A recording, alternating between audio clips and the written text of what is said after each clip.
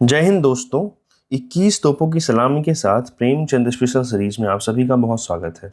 अगर आप इस चैनल पर नए हैं तो कृपया चैनल को सब्सक्राइब कर लीजिए और बेल आइकन जरूर प्रेस कर दीजिए। आज हम आपके लिए लेकर हाजिर हैं एक नई कहानी जिसका नाम है हार की जीत। केशव से मेरी पुरानी लाग डांट थी। लेख और वाणी, हास्य और विनोद, सभी क्षेत्रों में वह मुझसे कोसों आगे था। उसके गुणों की चंद्र ज्योति में मेरे दीपक का प्रकाश कभी प्रस्फुटित न हुआ। एक बार उसे नीचा दिखाना मेरे जीवन की सबसे बड़ी अभिलाषा थी। उस समय मैंने कभी स्वीकार नहीं किया। अपनी त्रुटियों को कौन स्वीकार करता है? पर वास्तव में मुझे ईश्वर ने उसके जैसी बुद्धि शक्ति न प्रदान की थी। अगर मुझे कुछ तस्कीन थी तो यह कि विद्या क्षेत्र में चाहे मुझे उससे कंधा मिलाना कभी नसीब न हो, पर व्यवहार की रंगभूमि में सहरा मेरे ही सिर रहेगा। लेकिन दुर्भाग्य से जब प्रणय सागर में भी उसने मेरे साथ गोता मारा और रत्न उसी के हाथ लगता हुआ नजर आया तो मैं हताश हो गया। हम दोनों ने ही एमए के लिए साम्यवाद का विषय लिया था। हम दोनों ही साम्यवादी थे। केशव के विषय में तो यह स्वाभाविक बात थी। उसका कुल बहुत प्रतिष्ठित न था और न वह समृद्धि ही थी जो इस कमी को पूरा कर देती।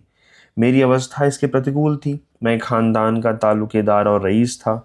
मेरी साम्यवादिता पर लोगों को कौतूहल होता था।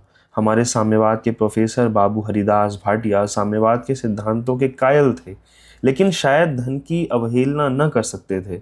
अपनी लज्जावती के लिए उन्होंने कुशाग्र बुद्धि केशव को नहीं, मुझे पसंद किया। एक दिन संध्या समय वे मेरे कमरे में आए और चिंतित भाव से बोले, शारदा चरण, मैं महीनों से एक बड़ी चिंता में पड़ा हुआ हूँ। मुझे आशा है कि तुम उसका निवारण कर सकते हो। मेरे कोई पुत्र नहीं है। मैंने तुम्हें और केशव दोनों ही को पुत्र तुल्य समझा है। यद्यपि केशव तुमसे चतुर है, पर मुझे विश्वास है कि विस्तृत संसार में तुम्हें जो सफलता मिलेगी वह उसे नहीं मिल सकती। अतएव मैंने तुम्ही को अपनी लज्जा के लिए वरा है। क्या मैं आशा करूं कि मेरा मनोरथ पूरा होगा? मैं स्वतंत्र था। मेरे माता पिता मुझे लड़कपन ही में छोड़कर स्वर्ग चले गए थे। मेरे कुटुंबियों में अब ऐसा कोई न था जिसकी अनुमति लेने की मुझे जरूरत होती। लज्जावती जैसी सुशीला, सुंदरी, सुशिक्षित स्त्री को पाकर कौन पुरुष होगा जो अपने भाग्य को न सराहता? मैं फूला न समाया। लज्जा एक कुसुमित वाटिका थी जहाँ गुलाब की मनोरथ सुगंध थी और हरियाली की मनोरम शीतलता। समीर की शुभ्र तरंगें थीं और था पक्षियों का मधुर संगीत। वह स्वयं साम्यवाद पर मोहित थी। स्त्रियों के प्रतिनिधित्व और ऐसे ही अन्य विषयों पर उसने मुझसे कितनी ही बार बातें की थी, लेकिन प्रोफेसर भाटिया की तरह केवल सिद्धांतों की भक्त न थी, उनको व्यवहार में भी लाना चाहती थी। उसने चतुर केशव को अपना स्नेह पात्र बनाया था। यद्यपि मैं जानता था कि प्रोफेसर भाटिया के आदेश को वह कभी टाल नहीं सकता, तथापि इसकी इच्छा के विरुद्ध मैं उसे अपनी प्रणयनी बनाने के लिए तैयार न था। इस विषय में मैं स्वेच्छा के सिद्धांत का कायल था, इसलिए मैं केशव की विरक्ति और क्षोभ से आशातीत आनंद न उठा सका। हम दोनों ही दुखी थे और मुझे पहली बार केशव से सहानुभूति हुई। मैं लज्जावती से केवल इतना पूछना चाहता था कि उसने मुझे क्यों नज़रों से गिरा दिया, पर उसके सामने ऐसे नाजुक प्रश्नों को छेड़ते हुए मुझे संकोच होता था। यह स्वाभाविक था, क्योंकि कोई रमणी अपने अंतःकरण के रहस्यों को नहीं खोल सकती, लेकिन शायद लज्जावती इस परिस्थिति को मेरे सामने प्रकट करना अपना कर्तव्य समझ रही थी। वह इसका अवसर ढूंढ रही थी। संयोग से उसे शीघ्र ही यह अवसर मिल गया। संध्या का समय था। केशव राजपूत हॉस्टल में साम्यवाद पर एक व्याख्यान देने गया हुआ था। प्रोफेसर भाटिया उस जलसे के प्रधान थे। लज्जा अपने बंगले में अकेली बैठी हुई थी। मैं अपने अशांत हृदय के भाव छिपाए हुए शोक और नैराश्य की दाह से जलता हुआ उसके समीप जाकर बैठ गया। लज्जा ने मेरी ओर एक उड़ती हुई निगाह डाली और सदैव भाव से बोली, कुछ चिंतित जान पड़ते हो? मैंने कृत्रिम उदासीनता से कहा, तुम्हारी बला से। लज्जा, केशव का व्याख्यान सुनने नहीं गए? मेरी आंखों से ज्वाला सी निकलने लगी, लेकिन जब्त करते बोला, आज सिर में दर्द हो रहा था। यह कहते कहते अनायास ही मेरे नेत्रों से आंसू की कई बूंदें टपक पड़ी। मैं अपने शोक को प्रदर्शित करके उसका करुणा पात्र नहीं बनना चाहता था। मेरे विचार में रोना स्त्रियों के ही स्वभावानुकूल था। मैं उस पर क्रोध प्रकट करना चाहता था, लेकिन निकल पड़े आंसू। मन के भाव इच्छा के अधीन नहीं होते। मुझे रोते देखकर लज्जा की आंखों से आंसू गिरने लगे। मैं कीना नहीं रखता, मलिन हृदय नहीं हूँ, लेकिन न मालूम क्यों लज्जा के रोने पर मुझे इस समय एक आनंद का अनुभव हुआ। उस शोकावस्था में भी मैं उस पर व्यंग्य करने से बाज न रह सका। बोला, लज्जा, मैं तो अपने भाग्य को रोता हूँ। शायद तुम्हारे अन्याय की दुहाई दे रहा हूँ, लेकिन तुम्हारे आंसू क्यों? लज्जा ने मेरी ओर तिरस्कार भाव से देखा और बोली, मेरे आंसुओं का रहस्य तुम न समझोगे, क्योंकि तुमने कभी समझने की चेष्टा नहीं की। तुम मुझे कटु वचन सुनाकर अपने चित्त को शांत कर लेते हो। मैं किसे जलाऊं? तुम्हें क्या मालूम है कि मैंने कितना आगा पीछा सोचकर, हृदय को कितना दबाकर, कितनी रातें करवटें बदलकर और कितने आंसू बहाकर यह निश्चय किया है। तुम्हारी कुल प्रतिष्ठा, तुम्हारी रियासत एक दीवार की भांति मेरे रास्ते में खड़ी है।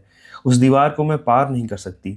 मैं जानती हूँ कि इस समय तुम्हें कुल प्रतिष्ठा और रियासत का लेश मात्र भी अभिमान नहीं है, लेकिन यह भी जानती हूँ कि कॉलेज की शीतल छाया में पला हुआ तुम्हारा साम्यवाद बहुत दिनों तक सांसारिक जीवन की लू और लपट को न सह सकेगा। उस समय तुम अवश्य अपने फैसले पर पछताओगे और कुढ़ोगे। मैं तुम्हारे दूध की मक्खी और हृदय का कांटा बन जाऊंगी। मैंने आर्द्र होकर कहा, जिन कारणों से मेरा साम्यवाद लुप्त हो जाएगा, क्या वह तुम्हारे साम्यवाद को जीवित छोड़ेगा? लज्जा, हाँ, मुझे पूरा विश्वास है कि मुझ पर उनका जरा भी असर न होगा। मेरे घर में कभी रियासत नहीं रही और कुल की अवस्था तुम भली भांति जानते हो। बाबूजी ने केवल अपने अविरल परिश्रम से यह पद प्राप्त किया है, मुझे वह नहीं भूला है। जब मेरी माता जीवित थीं और बाबूजी 11 बजे रात को प्राइवेट ट्यूशन करके घर आते थे, तो मुझे रियासत और कुल गौरव का अभिमान कभी नहीं हो सकता। उसी तरह जैसे तुम्हारे हृदय से यह अभिमान कभी मिट नहीं सकता, यह घमंड मुझे उसी दशा में होगा जब मैं स्मृतिहीन हो जाऊंगी। मैं उद्दंडता से कहा, कुल प्रतिष्ठा को तो मैं मिटा नहीं सकता, मेरे वश की बात नहीं है, लेकिन तुम्हारे लिए मैं आज रियासत को तिलांजलि दे सकता हूँ।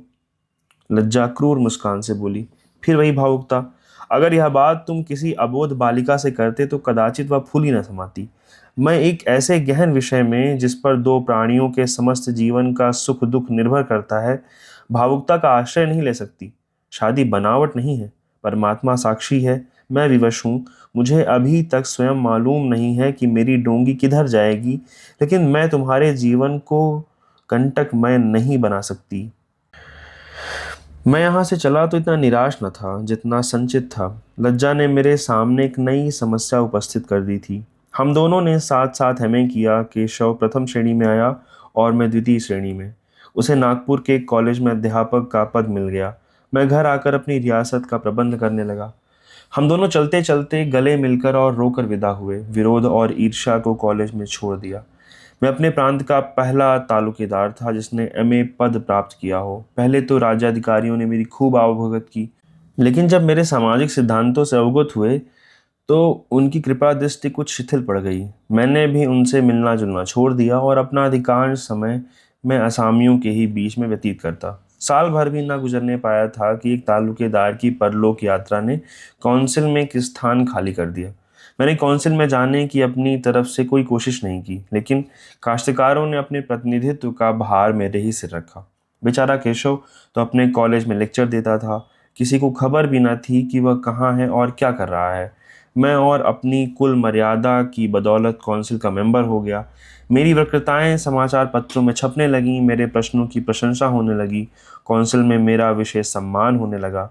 कई सज्जन ऐसे निकल आए जो जनतावाद के भक्त थे। पहले वे परिस्थितियों से कुछ दबे हुए थे, अब खुल पड़े।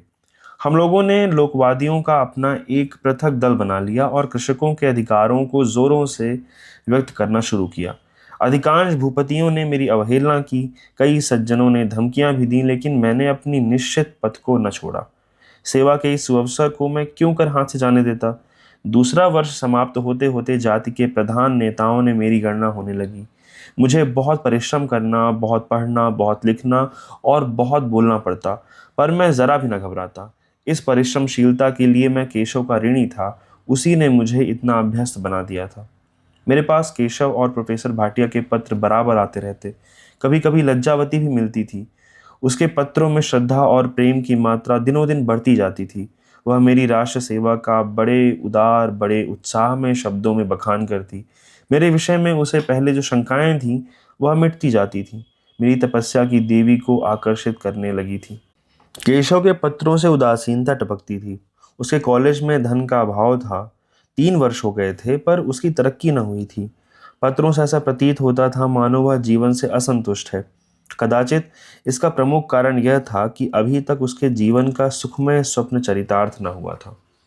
तीसरे वर्ष गर्मियों के तालील में प्रोफेसर भाटिया मुझसे मिलने आए और बहुत प्रसन्न होकर गए। उसके एक ही सप्ताह पीछे लज्जावती का पत्र आया। अदालत ने तजवीज़ सुना दी, मेरी डिग्री हो गई। केशव की पहली बार मेरे मुकाबले में हार हुई। मेरे हर्षोल्लास की कोई सीमा न थी। प्रोफेसर भाटिया का इरादा भारतवर्ष के सब प्रांतों में भ्रमण करने का था। वे साम्यवाद पर एक ग्रंथ लिख रहे थे, जिसके लिए प्रत्येक बड़े नगर में कुछ अन्वेषण करने की ज़रूरत थी। लज्जा को अपने साथ ले जाना चाहते थे। निश्चय हुआ कि उनके लौट आने पर आगामी चैत के महीने में हमारा संयोग हो जाए। मैं ये वियोग के दिन बड़ी बेसब्री से काटने लगा। अब तक मैं जानता था बाजी केशव के साथ रहेगी। मैं निराश था पर शांत था।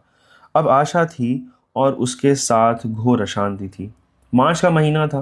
प्रतीक्षा की अवधि पूरी हो चुकी थी। कठिन परिश्रम के दिन गए। फसल काटने का समय आया। प्रोफेसर साहब ने ढाका से पत्र लिखा कि बहुत अनिवार्य कारणों से मेरा लौटना मार्च में नहीं मई में होगा। इसी बीच कश्मीर के दीवान लाला सोमनाथ कपूर नैनीताल आए। बजट पेश किया जा चुका था। उन पर व्यवस्थापक सभा में वाद विवाद हो रहा था। गवर्नर की ओर से दीवान साहब को पार्टी दी गई। सभा के प्रतिनिधित्वों को भी निमंत्रण मिला। कौंसिल की ओर से मुझे अभिनंदन करने का सौभाग्य प्राप्त हुआ। मेरी बकवास को दीवान साहब ने बहुत पसंद किया। चलते समय मुझसे कई मिनट तक बातें की और मुझे अपने डेरे पर आने का आदेश दिया। उनके साथ उनकी पुत्री सुशीला भी थी। वह पीछे सिर झुकाए खड़ी रही। जान पड़ता था भूमि को पढ़ रही है, पर मैं अपनी आंखों को काबू में न रख सका। वह उतनी ही देर में एक बार नहीं कई बार उठी और जैसे बच्चा किसी अजनबी की चुंकार से उसकी ओर लपकता है, वह फिर डरकर माँ की गोद से चिमट जाता है। वह भी डरकर आधे रास्ते से लौट गई। लज्जा अगर वाटिका थी तो सुशीला शीतल सलिल धारा थी, जहाँ वृक्षों के कुंज थे, विनोदशील मृगों के झुंड, विहंगावली की अनंत शोभा और तरंगों का मधुर संगीत। मैं घर पर आया तो ऐसा थका हुआ था जैसे कोई मंजिल मार कर आया हूँ। सौंदर्य जीवन सुधा है, मालूम नहीं क्यों इसका असर इतना प्राणघातक होता है। लेटा तो वही सूरत सामने थी। मैं उसे हटाना चाहता था। मुझे भय था कि एक क्षण भी उस भंवर में पड़कर मैं अपने को संभाल न सकूंगा। मैं अब लज्जावती का हो चुका था। वही अब मेरे हृदय की स्वामिनी थी। मेरा उस पर कोई अधिकार न था, लेकिन मेरे सारे संयम, सारी दलीलें निष्फल हुईं। जल के उद्वेग में नौका को धागे से कौन रोक सकता है। अंत में हताश होकर मैंने अपने को विचारों के प्रवाह में डाल दिया। कुछ दूर तक नौका वेगवती तरंगों के साथ चली, फिर उसी प्रवाह में विलीन हो गई। दूसरे दिन मैं नियत समय पर दीवान साहब के डेरे पर जा पहुंचा। इस भांति कांपता और हिचकता था जैसे कोई बालक दामिनी की चमक से चौंक चौंक कर आंख बंद कर लेता है कि कहीं वह चमक न जाए, कहीं मैं उसकी चमक न देख लूं। भोला भाला किसान भी अदालत के सामने इतना सशंक न होता होगा। यथार्थ यह था कि मेरी आत्मा परास्त हो चुकी थी। उसमें अब प्रतिकार की शक्ति न रही थी। दीवान साहब ने मुझसे हाथ मिलाया और कोई घंटे भर तक आर्थिक और सामाजिक प्रश्नों पर वार्तालाप करते रहे। मुझे उनकी बहुज्ञता पर आश्चर्य होता था। ऐसा वाक चतुर पुरुष मैंने कभी न देखा था। 60 वर्ष की वयस थी, पर हास्य और विनोद के मानो भंडार थे। न जाने कितने श्लोक, कितने कवित्व, कितने शेर उन्हें याद थे। बात बात पर कोई न कोई संयुक्त निकाल लाते थे। खेद है, उस प्रकृति के लोग अब गायब होते जाते हैं। वह शिक्षा प्रणाली न जाने कैसी थी जो ऐसे ऐसे रत्न उत्पन्न करती थी। अब जो सजीवता कहीं दिखाई नहीं देती। प्रत्येक प्राणी चिंता की मूर्ति है। उसके होठों पर कभी हंसी ही आती नहीं। खैर, दीवान साहब ने पहले चाय मंगवाई, फिर फल और मेवे मंगवाए। मैं रह रहकर इधर उधर उत्सुक नेत्रों से देखता था। मेरे कान उसके स्वर का रसपान करने के लिए मुंह खोले हुए थे। आंखें द्वार की ओर लगी हुई थीं। भय भी था और लगाव भी, झिझक भी थी और खिंचाव भी। बच्चा झूले से डरता है पर उस पर बैठना भी चाहता है। रात के 9 बज गए। मेरे लौटने का समय आ गया। मैं मन में लज्जित हो रहा था कि दीवान साहब दिल में क्या कह रहे होंगे। सोचते होंगे इसे कोई काम नहीं है, यह जाता क्यों नहीं। यहाँ बैठे बैठे 2 ढाई घंटे तो हो गए। सारी बातें समाप्त हो गईं। उनके लतीफ़े भी खत्म हो गए। वह नीरवता उपस्थित हो गई जो कहती है कि अब चलिए, फिर मुलाकात होगी। यार, जिंदा वह सोबत बाकी। मैंने कई बार उठने का इरादा किया, लेकिन इंतज़ार में आशिक की जान भी नहीं निकलती। मौत को भी इंतज़ार का सामना करना पड़ता है। यहाँ तक कि 9:30 बज गए और अब मुझे विदा होने के सिवा कोई मार्ग न रह गया। जैसे दिल बैठ गया। मैंने जिस भय से कहा है, वह वास्तव में भय नहीं था, वह उत्सुकता की चरम सीमा थी। यहाँ से चला तो ऐसा शिथिल और निर्जीव था मानो प्राण निकल गए हों। अपने को धिक्कारने लगा, अपनी शुद्धता पर लज्जित हुआ। तुम समझते हो कि हम भी हैं कुछ? यहाँ किसी को तुम्हारे मरने जीने की परवाह नहीं। माना उसके लक्षण कुंवारियों कैसे हैं? संसार में कुंवारी लड़कियों की कमी नहीं, सौंदर्य भी ऐसी दुर्लभ वस्तु नहीं। अगर प्रत्येक रूपवती और कुंवारी युवती को देखकर तुम्हारी वही हालत होती रही तो ईश्वर ही मालिक है। वह भी तो अपने दिल में यही विचार करती होगी, प्रत्येक रूपवान युवक पर उसकी आंखें क्यों उठें? कुलवती स्त्रियों के ढंग नहीं होते। पुरुषों के लिए अगर यह रूप तृष्णा निंदाजनक है तो स्त्रियों के लिए विनाशकारक है। द्वैत से अद्वैत को भी इतना आघात नहीं पहुंच सकता जितना सौंदर्य को। दूसरे दिन शाम को मैं अपने बरामदे में बैठा पत्र देख रहा था। क्लब जाने को भी जी नहीं चाहता था। चित्त कुछ उदास था। सहसा मैंने दीवान साहब को फिटन पर आते देखा। मोटर से उन्हें घृणा थी। वे उसे पैशाचिक उड़न खटोला कहा करते थे। उनकी बगल में सुशीला थी। मेरा हृदय धक धक करने लगा। उसकी निगाह मेरी तरफ उठी हो या न उठी हो, पर मेरी टकटकी उस वक्त तक लगी रही जब तक फिटन अदृश्य न हो गई। तीसरे दिन मैं भी बरामदे में आ गया। मेरी आंखें सड़क की ओर लगी हुई थी। फिटन आई और चली गई। अब यही उसका नित्य प्रति का नियम हो गया। मेरा अब यही काम था कि सारे दिन बरामदे में बैठा रहूं। मालूम नहीं फिटन कब निकल जाए। विशेषतः तीसरे पहर तो मैं अपनी जगह से हिलने का नाम भी न ले सकता था। इस प्रकार एक मास बीत गया। मुझे अब काउंसिल के कामों में कोई उत्साह न था। समाचार पत्रों में, उपन्यासों में जी न लगता। कहीं सैर करने को भी जी न चाहता। प्रेमियों को न जाने जंगल पहाड़ में भटकने की, कांटों में उलझने की सनक कैसे सवार होती है। मेरे तो जैसे पैरों में बेड़ियों सी पड़ गई। बस बरामदा था और मैं और फिटन का इंतजार। मेरी विचार शक्ति भी शायद अंतर्धान हो गई थी।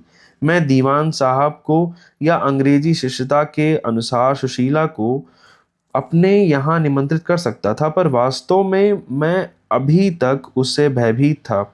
अब भी लज्जावती को अपनी प्रणयिनी समझता था। वह अब भी मेरे हृदय की रानी थी, चाहे उस पर किसी दूसरी शक्ति का अधिकार ही क्यों ना हो गया हो। एक महीना और निकल गया, लेकिन मैंने लज्जा को कोई पत्र न लिखा। मुझ में अब उसे पत्र लिखने की भी सामर्थ्य न थी। शायद उससे पत्र व्यवहार करने को मैं नैतिक अत्याचार समझता था। मैंने उससे दगा की थी। मैंने अब उसे अपने मलिन अंतःकरण में भी अपवित्र करने का भी कोई अधिकार न था। इसका अंत क्या होगा, यही चिंता अहर्निश मेरे मन पर कुहर में की भांति छा गई थी। चिंता दाह से मैं दिनों दिन घुलता जाता था। मित्रजन अक्सर पूछा करते, आपको क्या मर्ज है? मुख निस्तेज कांतिहीन हो गया। भोजन औषधि के समान लगता। सोने जाता तो जान पड़ता किसी ने पिंजरे में बंद कर दिया है। कोई मिलने आता तो चित्त उससे कोसों भागता। विचित्र दशा थी। एक दिन शाम को दीवान साहब की फिटन मेरे द्वार पर आकर रुकी। उन्होंने अपने व्याख्यानों का एक संग्रह प्रकाशित कराया था। उसकी प्रति मुझे भेंट करने के लिए आए थे। मैंने उन्हें बैठने के लिए बहुत आग्रह किया, लेकिन उन्होंने यही कहा, सुशीला को यहाँ आने में संकोच होगा और फिटन पर अकेली बैठी बस घबराएगी। वे चले तो मैं भी साथ हो लिया और फिटन तक पीछे पीछे आया। जब वे फिटन पर बैठने लगे तो मैंने सुशीला को निशंक होकर आंख भर कर देखा, जैसे कोई प्यासा पथिक गर्मी के दिन में अफर कर पानी पिए कि न जाने कब उसे जल मिलेगा। मेरी उस एक चितवन में वह उग्रता, वह याचना, वह उद्वेग, वह करुणा, वह श्रद्धा, वह आग्रह, वह दीनता थी जो पत्थर की मूर्ति को भी पिघला देती। सुशीला तो फिर स्त्री थी। उसने भी मेरी ओर देखा, निर्भीक सरल नेत्रों से। जरा भी झेप नहीं, जरा भी झिझक नहीं। मेरे परास्त होने में जो कसर रह गई थी वह पूरी हो गई। इसके साथ उसने मुझ पर मानो अमृत वर्षा कर दी। मेरे हृदय और आत्मा में एक नई शक्ति का संचार हो गया। मैं लौटा तो ऐसा प्रसन्नचित्त था मानो कल्प वृक्ष मिल गया हो। एक दिन मैंने प्रोफेसर भाटिया को पत्र लिखा। मैं थोड़े दिनों से किसी गुप्त रोग से ग्रस्त हो गया हूँ। संभव है तपेदिक का आरंभ हो, इसलिए मैं इस मई में विवाह करना उचित नहीं समझता। मैं लज्जावती से इस भांति विमुख होना चाहता था कि उनकी निगाहों में मेरी इज्जत कम न हो। मैं कभी कभी अपनी स्वार्थपरता पर क्रुद्ध होता। लज्जा के साथ या छल कपट या बेवफाई करते हुए मैं अपनी ही नज़रों में गिर गया था। लेकिन मन पर कोई वश न था। उस अबला को कितना दुख होगा यह सोचकर मैं कई बार रोया। अभी तक मैं सुशीला के स्वभाव, विचार, मनोवृत्तियों से जरा भी परिचित न था। केवल उसके रूप लावण्य पर अपनी लज्जा की चिर संचित अभिलाषाओं का बलिदान कर रहा था। अबोध बालकों की भांति मिठाई के नाम पर अपने दूध चावल को ठुकराए देता था। मैंने प्रोफेसर को लिखा था, लज्जावती से मेरी बीमारी का जिक्र न करें। लेकिन प्रोफेसर साहब इतने गहरे न थे। चौथे ही दिन लज्जा का पत्र आया, जिसमें उसने अपना हृदय खोल कर रख दिया था। वह मेरे लिए सब कुछ, यहाँ तक कि वह वैधव्य की यंत्रणाएं भी सहने के लिए तैयार थी। उसकी इच्छा थी कि अब हमारे संयोग में एक क्षण का भी विलंब न हो। अस्तु। इस पत्र को लिए मैं घंटों तक संज्ञाहीन दशा में बैठा रहा। इस अलौकिक आत्मोत्सर्ग के सामने अपनी शुद्धता, अपनी स्वार्थपरता, अपनी दुर्बलता कितनी घृणित थी। लज्जावती की मनोदशा कुछ ऐसी थी। सावित्री ने कहा, सब कुछ जानते हुए भी सत्यवान से विवाह नहीं किया था। मैं क्यों डरूं? अपने कर्तव्य मार्ग से क्यों डिगूं? मैं उनके लिए व्रत रखूंगी, तीर्थ करूंगी, तपस्या करूंगी। भय मुझे उनसे अलग नहीं कर सकता। मुझे उनसे कभी इतना प्रेम न था, कभी इतनी अधीरता न थी। यह मेरी परीक्षा का समय है और मैंने निश्चय कर लिया है। पिताजी अभी यात्रा से लौटे हैं, हाथ खाली हैं, कोई तैयारी नहीं कर सके हैं। इसलिए 2-4 महीनों के विलंब से उन्हें तैयारी करने का अवसर मिल जाता। पर मैं अब विलंब न करूंगी। हम और वह इस महीने एक दूसरे के हो जाएंगे। बस इसी महीने हमारी आत्माएं सदा के लिए संयुक्त हो जाएंगी। फिर कोई विपत्ति, दुर्घटना मुझे उनसे जुदा न कर सकती। मुझे अब एक दिन के लिए भी देरी असहाय है। मैं रस्म और रिवाज की लौंडी नहीं हूँ, ना वही इसके गुलाम है। बाबूजी रस्मों के भक्त नहीं, फिर क्यों न तुरंत नैनीताल चलूं, उनकी सेवा शुश्रूषा करूं, उन्हें ढांढस दूं। मैं उन्हें सारी चिंताओं से, समस्त विघ्न बाधाओं से मुक्त कर दूंगी। इलाके का सारा प्रबंध अपने हाथों में ले लूंगी। कौंसिल के कामों में इतना व्यस्त हो जाने के कारण ही उनकी यह दशा हुई। पत्रों में अधिकतर उन्हीं के प्रश्न, उन्हीं की आलोचनाएं, उन्हीं की वक्रताएं दिखाई देती हैं। मैं उनसे याचना करूंगी कि कुछ दिनों के लिए कौंसिल से इस्तीफा दे दें। वे मेरा गाना कितने चाव से सुनते थे। मैं उन्हें अपने गीत सुनाकर प्रसन्न करूंगी, किस्से पढ़कर सुनाऊंगी, उनको समुचित रूप से शांत रखूंगी। इस देश में तो यह रोग की दवा नहीं हो सकती। मैं उनके पैरों पर गिरकर प्रार्थना करूंगी कि कुछ दिनों के लिए यूरोप के किसी सैनिटोरियम चलें और विधिपूर्वक इसका इलाज कराएं। मैं कल ही कॉलेज के पुस्तकालय से इस रोग के संबंध की पुस्तकें लाऊंगी और विचार पूर्वक उनका अध्ययन करूंगी। 2-4 दिन में कॉलेज बंद हो जाएगा। मैं आज ही बाबूजी से नैनीताल चलने की चर्चा करूंगी। आह, मैंने कल उन्हें देखा तो पहचान न सकी। कितना सुर्ख चेहरा था, कितना भरा हुआ शरीर, मालूम होता था ईंगुर भरी हुई है। कितना सुंदर अंग विन्यास था, कितना शौर्य था। 3 ही वर्षों में यह काया पलट हो गई। मुख पीला पड़ गया, शरीर घुलकर कांटा हो गया, आहार आधा भी नहीं रहा। हरदम चिंता में मग्न रहते हैं, कहीं आते जाते नहीं देखती। इतने नौकर हैं, इतना सुरम्य स्थान है, विनोद के सभी सामान मौजूद हैं, लेकिन इन्हें अपना जीवन अब अंधकार में जान पड़ता है। इस कलमुही बीमारी का सत्यानाश हो। अगर इसे ऐसी ही भूख थी तो मेरा शिकार क्यों न किया? मैं बड़े प्रेम से इसका स्वागत करती। कोई ऐसा उपाय होता कि यह बीमारी इन्हें छोड़कर मुझे पकड़ लेती। मुझे देखकर कैसे खिल जाते थे और मैं मुस्कुराने लगती थी। एक एक अंग प्रफुल्लित हो जाता था। पर मुझे यहाँ दूसरा दिन है, एक बार भी उनके चेहरे पर हंसी न दिखाई दी। जब मैंने बरामदे में कदम रखा तब जरूर हंसे थे, किंतु कितनी निराश हंसी थी। बाबूजी अपने आंसुओं को न रोक सके। अलग कमरे में जाकर देर तक रोते रहे। लोग कहते हैं कौंसिल में लोग केवल सम्मान प्रतिष्ठा के लोभ से जाते हैं। उनका लक्ष्य केवल नाम पैदा करना होता है। बेचारे मेंबरों पर यह कितना कठोर आक्षेप है।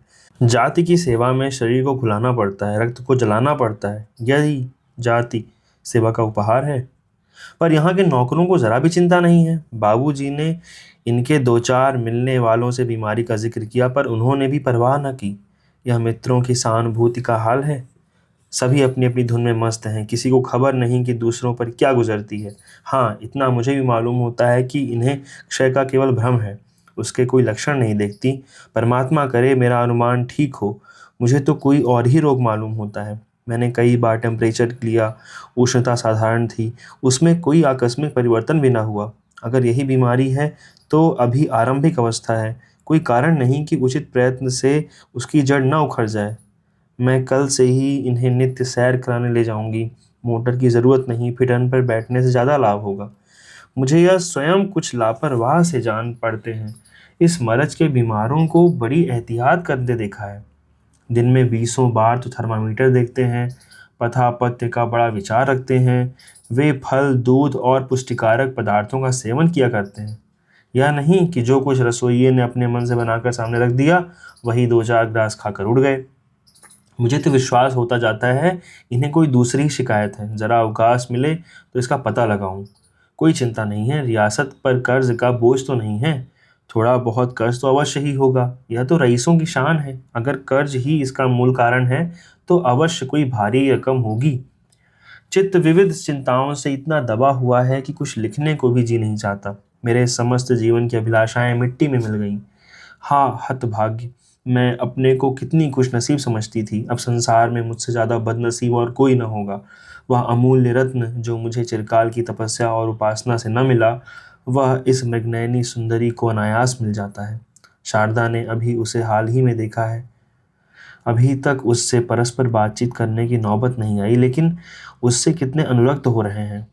उसके प्रेम में कैसे उन्मत्त हो गए हैं। पुरुषों को परमात्मा ने हृदय नहीं दिया, केवल आंखें दी हैं। वे हृदय की कद्र नहीं करना जानते, केवल रंग रूप पर बिक जाते हैं।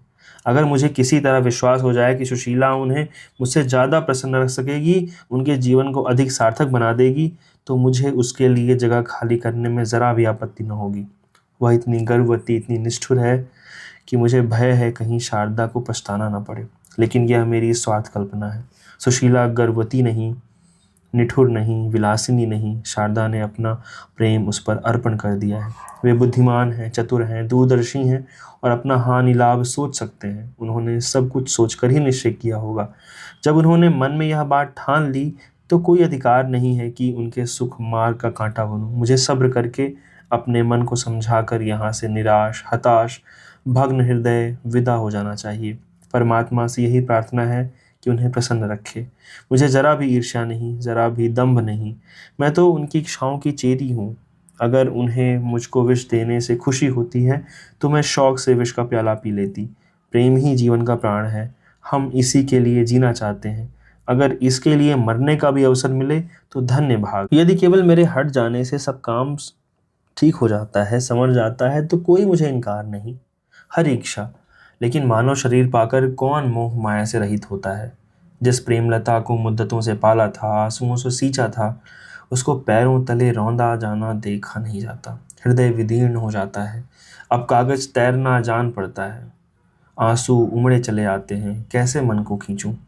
हाँ, जिसे अपना समझती थी, जिसके चरणों पर अपने को भेंट कर चुकी थी, जिसके सहारे जीवन लता पल्लवित हुई थी, जिसे हृदय मंदिर में पूजती थी, जिसके ध्यान में मग्न हो जाना जीवन का सबसे प्यारा काम था, उससे अब अनंत काल के लिए वियोग हो रहा है। किससे अब फरियाद करूं, किसके सामने जाकर रहूं। मेरा निर्बल हृदय यह वज्रघात नहीं सह सकता। यह चोट मेरी जान लेकर छोड़ेगी। अच्छा ही होगा। प्रेम विहीन हृदय के लिए संसार काल कोठरी है, नैराश्य और अंधकार से भरी हुई। मैं जानती हूँ अगर आज बाबूजी उनसे विवाह के लिए जोर दें तो वे तैयार हो जाएंगे। बस मुरव्वत के पुतले हैं, केवल मेरा मन रखने के लिए अपनी जान पर खेल जाएंगे। वह उन शीलवान पुरुषों में से हैं जिन्होंने नहीं करना ही नहीं सीखा। अभी तक उन्होंने दीवान साहब से सुशीला के विषय में कोई बातचीत नहीं की। शायद मेरा रुख देख रहे हैं। इसी असमंजस ने उन्हें इस दशा में पहुंचा दिया है। वे मुझे हमेशा प्रसन्न रखने की चेष्टा करेंगे, मेरा दिल कभी न दुखाएंगे, सुशीला की चर्चा भूल कर भी न करेंगे। मैं उनके स्वभाव को जानती हूँ। वह नर रत्न है, लेकिन मैं उनके पैरों की बेड़ी नहीं बनना चाहती। जो कुछ बीते अपने ही ऊपर बीते, उन्हें क्यों समेटूं। डूबना ही है तो आप क्यों ना डूबूं, उन्हें अपने साथ क्यों डुबाऊं। वह भी जानती हूँ कि यदि इस शोक ने घुला घुला कर मेरी जान ले ही ली तो यह अपने को कभी क्षमा न करेंगे। उनका समस्त जीवन शोभ और ग्लानि की भेंट हो जाएगा। उन्हें कभी शांति न मिलेगी। कितनी विकट समस्या है। मुझे मरने की भी स्वाधीनता नहीं। मुझे इनको प्रसन्न रखने के लिए अपने को प्रसन्न रखना होगा। उनसे निष्ठुरता करनी पड़ेगी, त्रिया चरित्र खेलना पड़ेगा, दिखाना पड़ेगा कि इस बीमारी के कारण अब विवाह की बातचीत अनर्गल है। वचन को तोड़ने का अपराध अपने सिर लेना पड़ेगा। इसके सिवा उद्धार की और कोई व्यवस्था नहीं। परमात्मा मुझे बल दो कि इस परीक्षा में सफल हो जाऊं। उधर शारदा चरण की मनोदशा इस प्रकार थी। एक ही निगाह ने निश्चय कर लिया। लज्जा ने मुझे जीत लिया। एक ही निगाह से सुशीला ने भी मुझे जीता था। उस निगाह में प्रबल आकर्षण था, एक मनोहर सारल्य, एक आनंदोद्गार जो किसी भांति छिपाए नहीं छिपता था। एक बालोचित उल्लास, मानो उसे कोई खिलौना मिल गया हो। लज्जा की चितवन में क्षमा थी और थी करुणा, नैराश्य तथा वेदना। वह अपने को मेरी इच्छा पर बलिदान कर रही थी। आत्म परिचय से उसे सिद्धि है। उसने अपनी बुद्धिमानी से सारी स्थिति ताड़ ली और तुरंत फैसला कर लिया। वह मेरे सुख में बाधक नहीं बनना चाहती थी। उसके साथ ही यह भी प्रकट करना चाहती थी कि मुझे तुम्हारी परवाह नहीं है। अगर तुम मुझसे 100 भर खींचोगे तो मैं तुमसे गज भर खिंच जाऊंगी। लेकिन मनोवृत्तियां सुगंध के समान हैं, जो छिपाने से नहीं छिपती। उसकी निष्ठुरता में नैराश्य में वेदना थी, उसकी मुस्कान में आंसुओं की झलक। वह मेरी निगाह बचाकर क्यों रसोई में चली जाती थी और कोई न कोई पाक, जिसे वह जानती थी कि मुझे रुचिकर है, बना लाती थी। वह मेरे नौकरों को क्यों आराम से रखने की गुप्त रीति से ताकीद किया करती थी। समाचार पत्रों को क्यों मेरी निगाह से छिपा दिया करती थी। क्यों संध्या समय मुझे सैर करने को मजबूर किया करती थी। उसकी एक एक बात उसके हृदय का पर्दा खोल देती थी। उसे कदाचित मालूम नहीं है कि आत्मा परिचय रमणियों का विशेष गुण नहीं। उस दिन जब प्रोफेसर भाटिया ने बातों ही बातों में मुझ पर व्यंग किए, मुझे वैभव और संपत्ति का दास कहा और मेरे साम्यवाद की हंसी उड़ानी चाहिए, तो उसने कितनी चतुराई से बात टाल दी।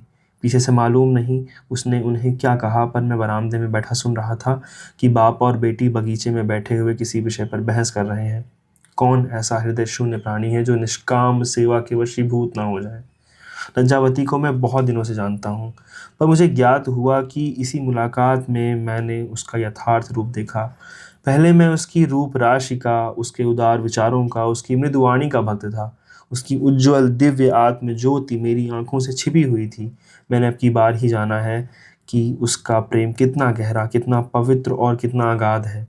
इस अवस्था में कोई दूसरी स्त्री ईर्ष्या से बावली हो जाती, मुझसे नहीं तो सुशीला से तो अवश्य ही जलने लगती। आप कुर्ती, उसे व्यंग्यों से छेदती और मुझे धूर्त, कपटी, पाषाण और न जाने क्या क्या कहती। पर लज्जा ने जितने विशुद्ध प्रेम भाव से सुशीला का स्वागत किया, वह मुझे कभी न भूलेगा। उसमें मानो मालिन्य, संकीर्णता, कटुता का लेश न था।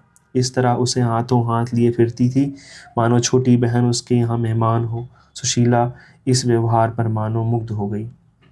वह दृश्य भी चिरस्मरणीय है। जब लज्जावती मुझसे विदा होने लगी, प्रोफेसर भाटिया मोटर पर बैठे हुए थे। वे मुझसे कुछ खिन्न हो गए और जल्दी से जल्दी भाग जाना चाहते थे। लज्जा एक उज्ज्वल साड़ी पहने हुए मेरे सम्मुख आकर खड़ी हो गई। वह एक तपस्विनी थी जिसने प्रेम पर अपना जीवन अर्पण कर दिया हो। श्वेत पुष्पों की माला थी जो किसी देवमूर्ति के चरणों पर पड़ी हुई हो। उसने मुस्कुराकर मुझसे कहा, कभी कभी पत्र लिखते रहना, इतनी कृपा कि मैं अपने को अधिकारिणी समझती हूँ। मैंने जोश से कहा, हाँ अवश्य। लज्जावती ने फिर कहा, शायद यह हमारी अंतिम भेंट हो, न जाने मैं कहाँ रहूँगी, कहाँ जाऊँगी, फिर कभी आ सकूँगी या नहीं। मुझे बिल्कुल भूल न जाना। अगर मेरे मुंह से कोई ऐसी बात निकल गई हो जिससे तुम्हें दुख हुआ हो तो क्षमा करना और अपने स्वास्थ्य का बहुत ध्यान रखना। यह कहते हुए उसने मेरी तरफ हाथ बढ़ाए। उसके हाथ कांप रहे थे, कदाचित आंसुओं का आवेग हो रहा था।